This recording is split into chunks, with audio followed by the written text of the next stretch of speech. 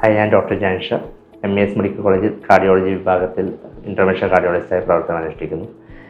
ഇന്ന് ഞാൻ പറയാൻ പോകുന്നത് നമ്മൾ സാധാരണമായി ജീവിത ശൈലി കാരണവും ഭക്ഷണ രീതി കാരണവും ഒരുപാട് രോഗികൾക്ക് ഹൃദയ സംബന്ധമായ അസുഖങ്ങളുണ്ട്. അപ്പോൾ പലവർക്കും വരുന്നൊരു ഡൗട്ട്, എന്തൊക്കെയാണ് നമ്മുടെ ഹൃദയ സംബന്ധമായ അസുഖങ്ങളുടെ ലക്ഷണങ്ങൾ.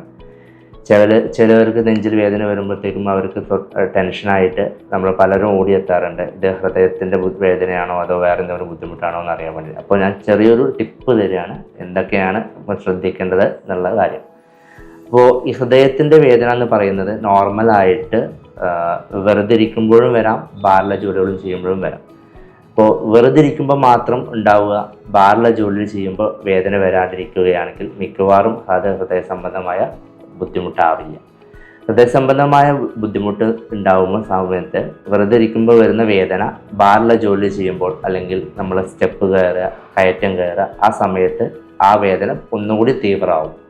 ആ വേദന നോർമലായിട്ട് നമുക്ക് സെൻട്രൽ ഭാഗത്ത് അല്ലെങ്കിൽ ഇടത്തെ ഭാഗത്തായിട്ട് ഒരു ഭാരം വെച്ച പോലത്തെ വേദന അല്ലെങ്കിൽ ഒരു എരിച്ചിൽ പോലത്തെ വേദന ആയിരിക്കും. അത് ഇടത്തെ കൈയിലോട്ട് അല്ലെങ്കിൽ കഴുത്തിലോട്ട്, വളരെ ചുരുക്കം ആൾക്കാർക്ക് വലത്തെ കൈയിലോട്ടും വേദനയായിട്ട് അനുഭവപ്പെടാറുണ്ട്. ആ വേദനയുടെ കൂടെ ചിലവർക്ക് ഛർദ്ദിക്കാൻ വരിക, വേർപ്പ് കൂടുതൽ അങ്ങനെ ഉണ്ടാവും.